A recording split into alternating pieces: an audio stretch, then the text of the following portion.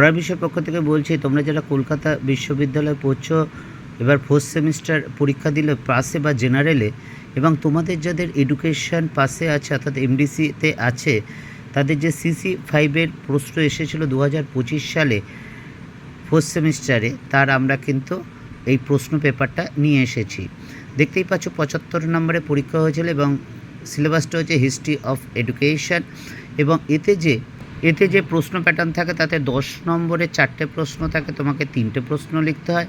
5 নম্বরে 6টা কোশ্চেন থাকে, তোমাকে 5টা লিখতে হয়। এবং 2 নম্বরে 10টা কোশ্চেন লিখতে হয়। এই হচ্ছে তোমাদের কিন্তু 75 নম্বরের প্রশ্ন। দেখতেই পাচ্ছ যে 1-এর দাগে যে কোনো 3টি প্রশ্নের উত্তর দাও, 10 নম্বরের কোশ্চেন। 2 দাগেরটা 5 নম্বরের কোশ্চেন। দেখো 5 দাগের কোশ্চেন 6টা আছে, 2 দাগের আর কি 5 নম্বরের প্রশ্ন 6টা আছে, তোমাকে কিন্তু 5টা লিখতে হবে।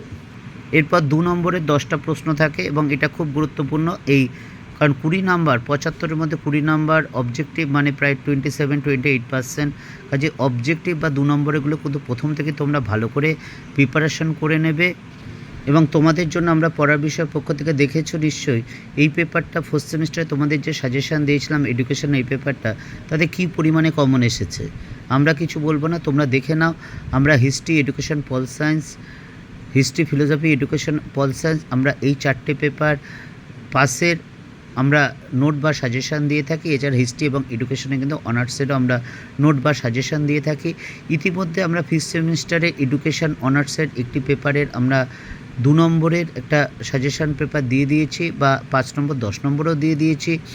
এছাড়া হিস্ট্রি অনার্সেরও একটি সাজেশান দিয়ে দিয়েছি, একটি সিসি পেপারের, ডিএসসিসি পেপারের।